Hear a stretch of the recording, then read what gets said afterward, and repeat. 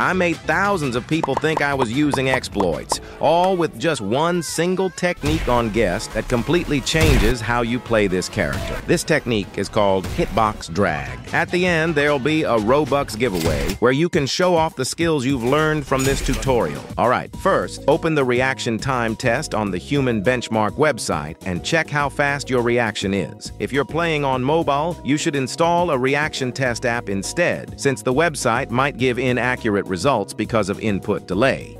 Great, remember your result, and let's move on to the next step. Open Forsaken. After you load in, wait about 10 seconds and turn on the performance stats in the settings. On the panel that appears at the top, look for the ping section. If you think your ping is too high, I recommend using the browser extension you can see on the screen. Remember that number and head over to the calculator. Now we need to add up a few things. Your reaction time, your ping, and the killer's ping. We'll assume it's 100, but if you actually know killer's ping, you can use that instead. That's our final number. I call it HDV, or hitbox drag value. As you can see, there's one variable in this formula that's out of our control. That's why sometimes the tech might not work perfectly. I've made a table with all possible HDVs for every killer. If your HDV is lower than at least one of the killer's two HDVs, you'll be able to pull off a hitbox drag almost 100% of the time. The first value is the possibility to block the killer's first M1 hitbox, also known as the wind-up animation.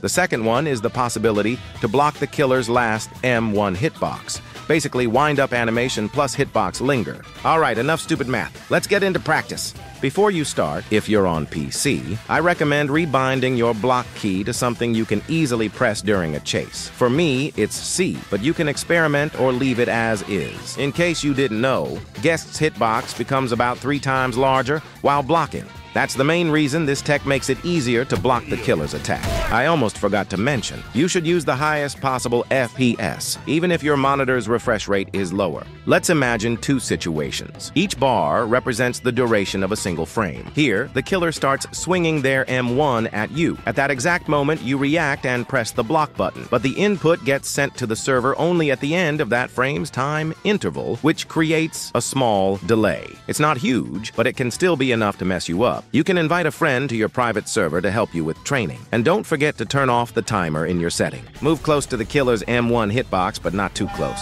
You don't need to get hit. I recommend starting with John Doe or 1X. Ask your friend to press M1 randomly between 4 and 10 seconds. It needs to catch you off guard. As soon as you see the wind-up animation, try to activate your block as fast as possible. And make sure to turn off ability cooldowns in settings so you don't have to wait 20 seconds between each block. If that feels too easy, try standing directly in front of the killer. Not working? Let me explain why.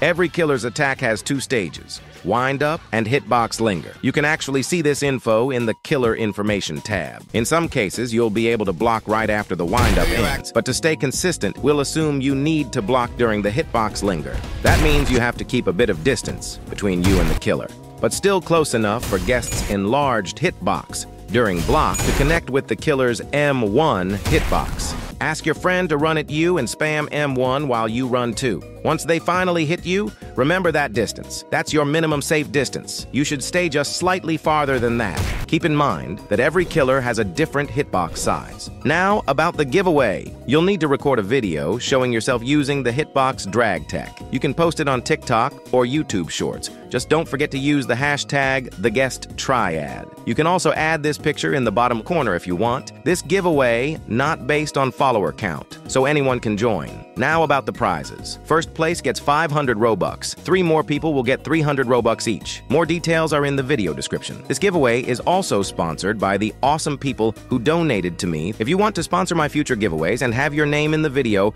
you can join them. Good luck.